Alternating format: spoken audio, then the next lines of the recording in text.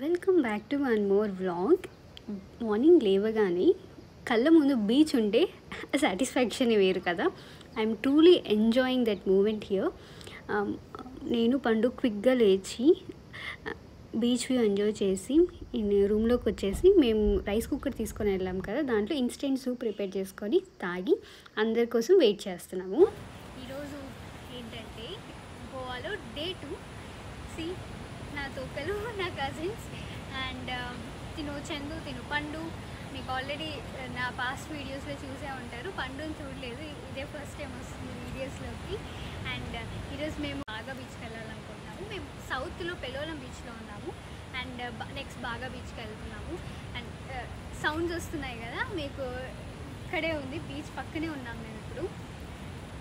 So exciting things ఉన్నాయి ఈరోజు.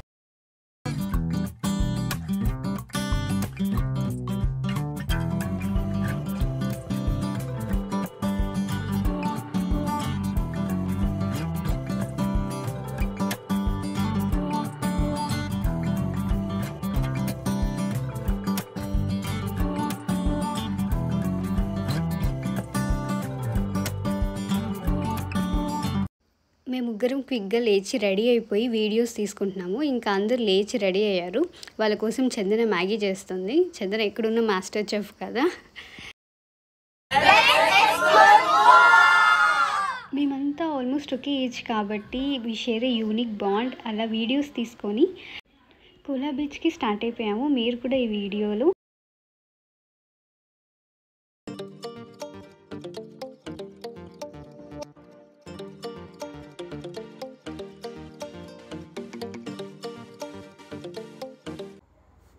Kola beach అన్నది సౌత్ గోవాలో ఉంటుంది. ఇది ఒక ప్రైవేట్ బీచ్. మనం వెళ్ళి అక్కడ స్విమ్ చేయడానికి అంతా ఉండదు. అక్కడ రిసార్ట్ బుక్ చేసుకుంటే వెళ్ళొచ్చు. కానీ ఇక్కడ మేజర్గా చూడడానికి ఏంటంటే ఒక వ్యూ పాయింట్ ఉంటుంది. ఇక్కడ నేను చూపిస్తున్నాను కదా, ఈ వ్యూ పాయింట్ అనేది చాలా చాలా బ్యూటిఫుల్గా ఉంటుంది. అక్కడికి వెళ్ళి మనం వీడియోస్ తీసుకోవచ్చు. అండ్ ఇప్పుడు ఇన్స్టాగ్రామ్లో ఒక ఫోటో బూత్ బాగా ట్రెండింగ్ అవుతుంది కదా, అది కూడా కోలా బీచ్లోనే ఉంది. నెక్స్ట్ క్లిప్స్లో చూపిస్తాను.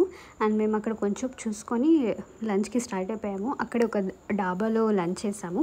ఫుడ్ యావరేజ్గా ఉన్నింది, బట్ కొంచెం మాకు ఇక్కడ మోసం జరిగింది. ఈ డాబా కోలా బీచ్కి దగ్గరలో ఉంటుంది.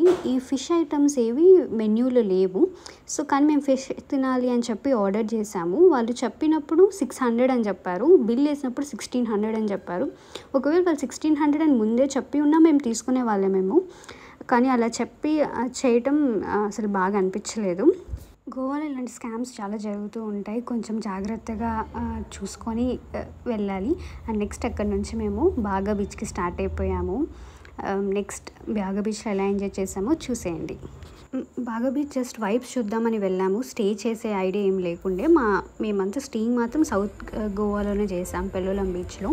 బాగా బీచ్ నుంచి పెలోలం బీచ్కి ఆల్మోస్ట్ 78 కిలోమీటర్స్ ఉంది. ఇంకా గర్ల్స్ అందరం ఇది హెయిర్కి బ్యాండ్ వేయించేసుకొని షాపింగ్కి స్టార్ట్ అయ్యాము. కొంచెం షాపింగ్ చేసాము, బట్ బాగాతో పోల్చుకుంటే పెలోలంలో కాస్ట్ అనేది చాలా తక్కువ ఉంది. రీజనబుల్గా అనిపించింది. బాగాలో ఎక్కువ మంది రావటం వల్ల చాలా ప్రైజెస్ ఎక్కువ ఉన్నాయి.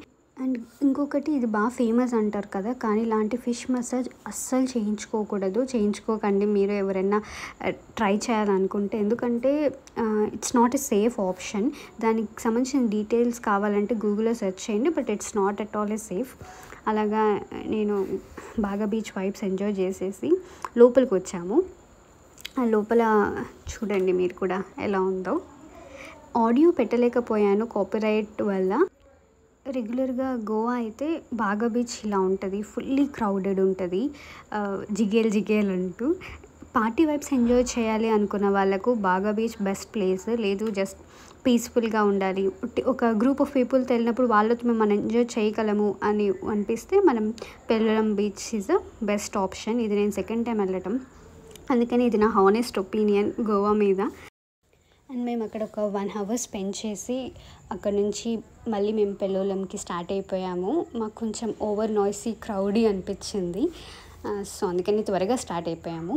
ఇది మా డే 2 ఎక్స్పీరియన్స్. మీకు ఈ వీడియో నచ్చింది అనుకుంటున్నాను.